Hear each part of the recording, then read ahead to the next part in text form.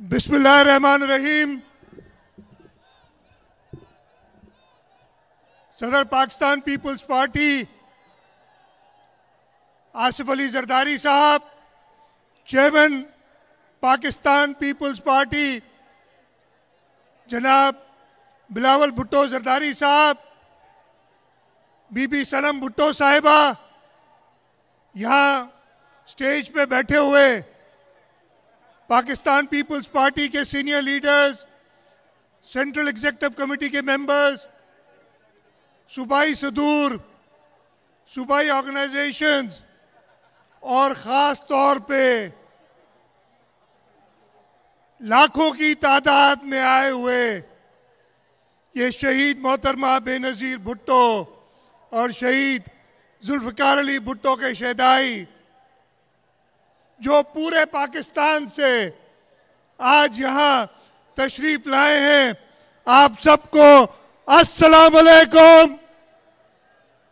जिए भुट्टो। आज 16 साल गुजर गए, वो दिन जो हम चाहते हैं, जो हमारे दिल में है कि अल्लाह करता कि 27 दिसंबर 2007 का दिन कभी आता नहीं, जिस दिन हमारी शहीद रानी,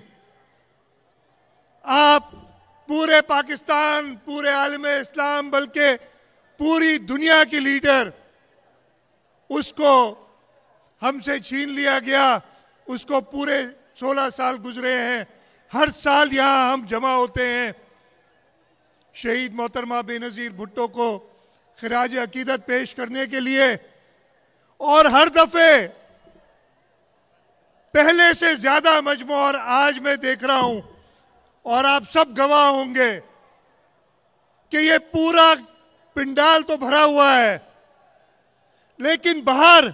जो आपको नजर नहीं आ रहा है,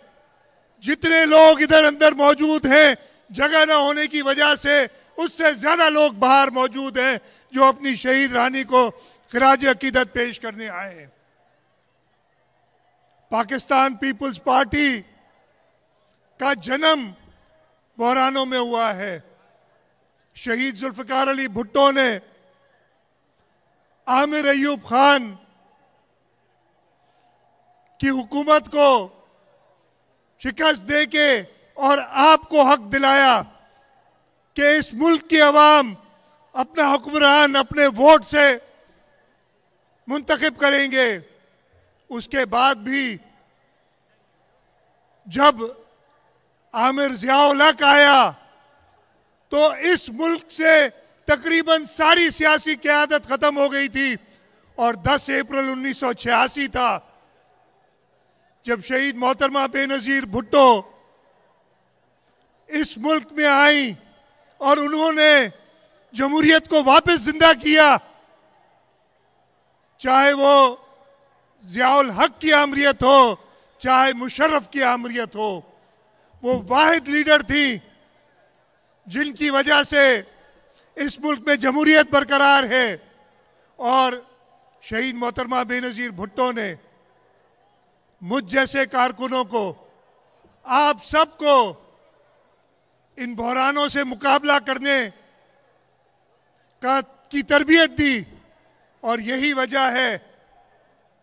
कि पाकिस्तान पीपल्स पार्टी के वर्कर जब कोई ऐसा जमहूरियत पे खतरा होता है, जब बहरान होता है, तो वो डर के छुप नहीं जाते, वो सामने खड़े होते हैं और शहीद मोहतरमा बेनज़ीर भुट्टो का बताया हुआ सबक, उनकी तरबियत, उसको इस्तेमाल करते हुए